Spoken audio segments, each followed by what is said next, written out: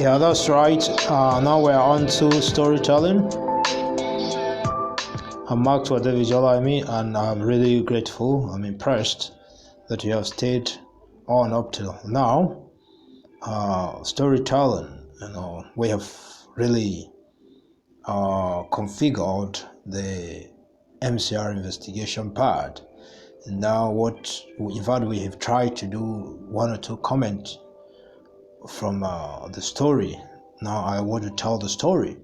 I have really taken us on the part why I have decided to investigate this this stage play, critical moment. And now we want to see whether we want to go through the story.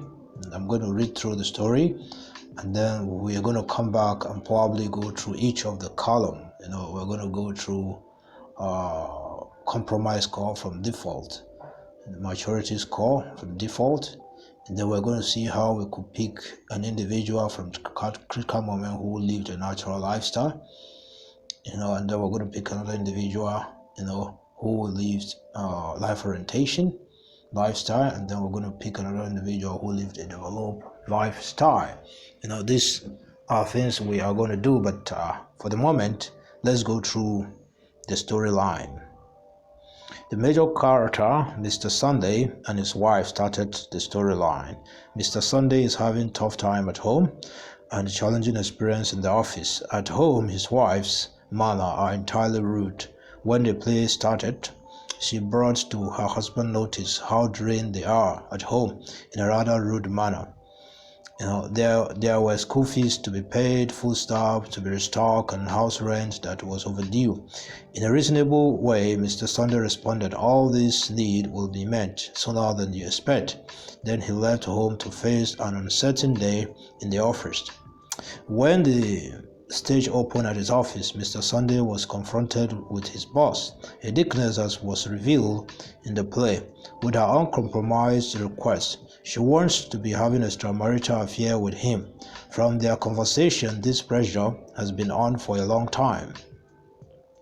Today, like every other day, Mr. Sunday re-emphasized that he is a Christian with a wife and children, while his boss mocked his pitiable home affair and proposed to him that if he accepts her offer, she will be changing his status, that is, financial status, forever.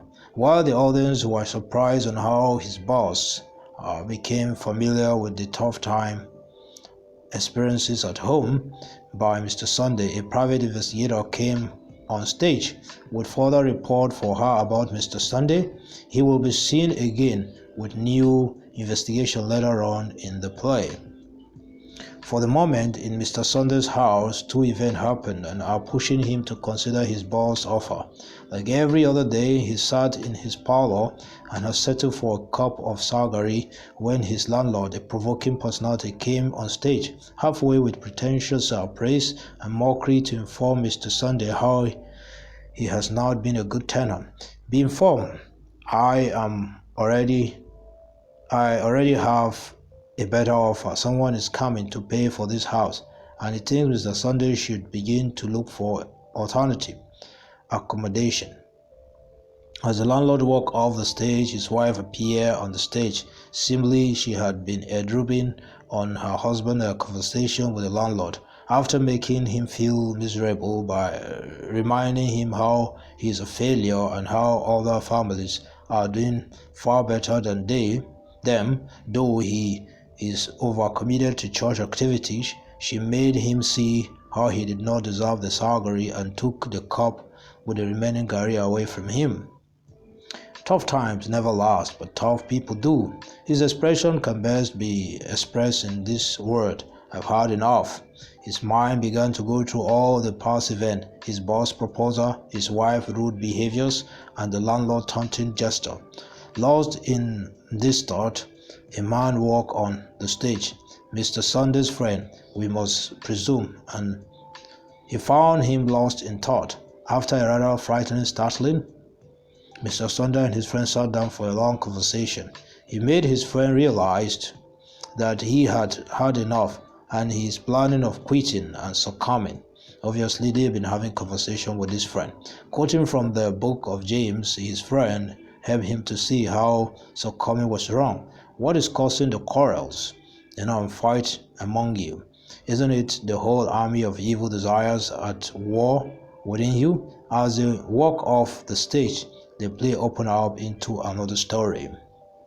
Olode, in this story, Olode, that's a hunter, came on stage, furious with a cutlass in his hand. God has offended me, and I am going to take revenge on his children. He waited at the door of the church, our village church, for whosoever will accept that he or she is a child of God or a man of God. 2 choir members came along, and when they got to Olode, decisively denied being children of God in order to avoid being persecuted, and when the chance was clear for them to leave, they ran off the stage. There were other set of church members. 2 elders came to the door and decisively left in order to avoid Olode's persecution. Olode is obviously a royal guard. 2 women showed up, and the same thing happened. Decisively, they deny being children of God and walk away from Olode's persecution. And then finally, the pastor and the brother showed up on the stage. As they walked towards the stage, the pastor was heard admonishing the brother about trusting God. But when they got to the door and met Olode there, things changed drastically. For personal interest, the pastor denied being a man of God. Neither was he willing to take up any punishment on behalf of God. To the amazement of the brother, the pastor insisted that he is not Jesus and that Jesus has taken everybody's punishment. The brother was surprised.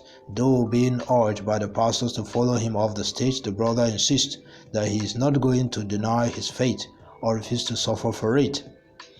Olode finally felt he had gotten who he is looking for, and together with the brother in his custody, they both walked off the stage. When the stage opened again, we saw a king and his servant in the palace. His daughter Awelewa came on stage to remind him of her request. She needed a man of God for something that was not yet disclosed to the audience for the moment. All through the stage play, there was a music interlude that kept repeating, "No matter how hard it seems to be, I will follow you," is a critical moment. Actually, up to now, the audience do not know the brother's name. Having been impressed with the brother, the king, in a friendly manner, asked for the brother's name. "I am Baba Tomiwa," the brother replied. When the king was not sure they really have who they were really looking for, he called for his daughter and informed her that finally they have a man of God. This scene closes as the king disclosed to Baba Tomiwa, brother Baba Tomiwa, that his daughter wanted to marry a true man of God, and if he is pleased, Awelewa would want to have him as her husband. There was a partial engagement at the palace, which now made Baba Tomiwa heir apparent to the throne in the event that the king passes on. When he was asked if he would love to marry Awelewa, Baba Tomiwa expressed his delight and added that since he is a commoner, a man of a farmer, the son of a farmer, he had restrained himself from approaching Awelewa, and as to the proposal, he can't afford to go against the king's instruction. The audience were uncertain how this previous episode relates with Mr. Sunday's story, but when the stage opened again, we saw Mr. Sunday and his friend concluding their conversation. It became obvious that Mr. Sunday's friend had used the Olode story to help his friend persist in his suffering in a critical moment like the one he is in now. From Mr. Sunday's statement, we understand that he is going to keep his faith and will never succumb to his boss' proposal. From his resolution, it was obvious that the suspense in the stage play was beginning to decline. As the stage opened at the office, Mr. Sunday and his boss were actually having conversation. From their conversation, we realized that his boss is now a changed person, and she is sorry for how she had been treating him. To his surprise, when his boss opened up, Mr. Sunday realized that she had denied him 4 promotions and benefits. She made this confession, according to her, in order to have peace within herself. The letter of promotion were contained in a file and were handed over to Mr. Sunday as the stage closes again.